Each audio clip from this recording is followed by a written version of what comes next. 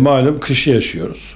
Dolayısıyla yağışlı havaların çok görüldüğü günler geçiriyoruz. Yağışlı havalarda sürüş güvenliği dediğimiz zaman her zaman söylediğimiz ilk şart veya uyulması gereken kural, hızımızı arttırmayacağız.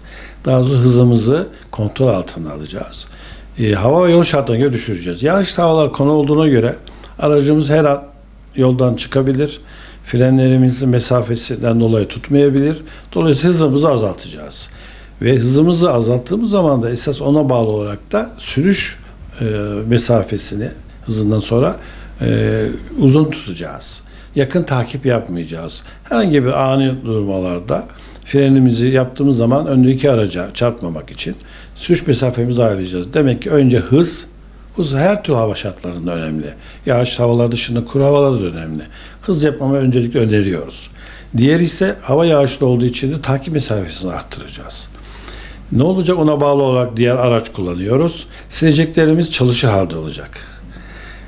Cam suyunu antifrizli kullanacağız ki donmaya karşı veya bir zifos geldiği zaman temizlesin diye. Dolayısıyla gören ve görünen olacağız. Lastiklerimizin havalarını çok iyi ayarlayacağız. Fren mesafesini nasıl ki koruyoruz. Lastik havaları da fren yaparken çok önemlidir. Dolayısıyla sileceklerimiz çalışır halde olacak. Suyu antifrizli olacak, silecek suyu. Frenlerimizi de arabalara göre değişiyor. Otomatik arabalar var, düz vitesli arabalar var veya vitesli dediğimiz arabalar var. Ani frenden kaçınacağız. Özellikle otomatik araba ben de öyle kullanıyorum. Frene basıp bırakacağız. Ani basmayacağız.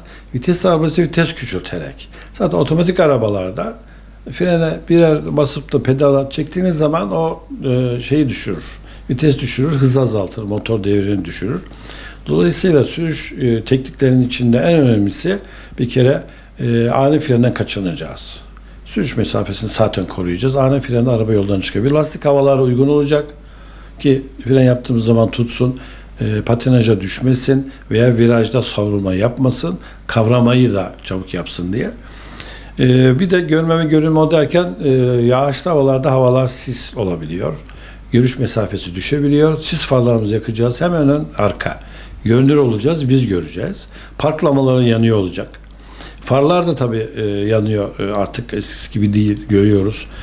Eski Avrupa'da çok görürdük. Şimdi Türkiye'de de bunu iyi öğrendi sürücülerimiz. O yönden tebrik ediyorum. Her yol şartlarında, hava şartlarında farlarını yakıyorlar çünkü görünür olmak önemli.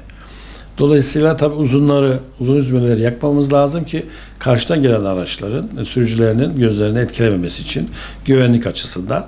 Dolayısıyla bir bütün olarak ele aldığımız zaman hız, takip mesafesi, silecekler, fren yapma usulleri, görme ve görünme olmak için ışıklarımız, sıvalarımız yanıyor olması lazım. Yağışlı havalarda özellikle sürüş emniyetinin en önemli özellikleri bunlar. Bir de diğer sürücülerin de yol kullanıcısı diyoruz biz trafik uzmanları olarak.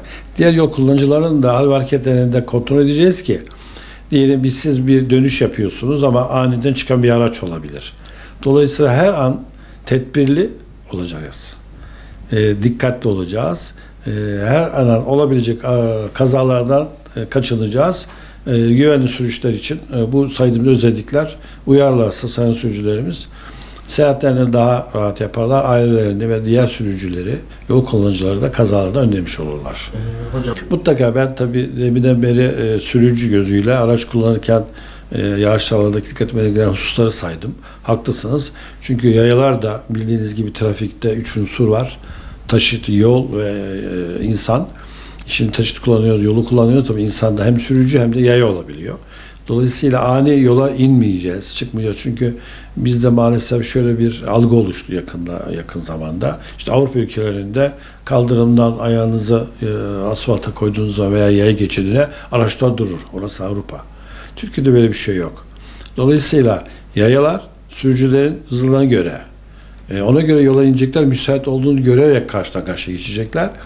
Tabii yağışlı havalarda şemsiye kullanımı veya işte mont, kafalarını, kapüşonlarını kapatarak etrafı göremeyecek durumda olmamaları lazım. O zaman ani bir tarafa bakarken diğer taraftan bir araç çıkabilir.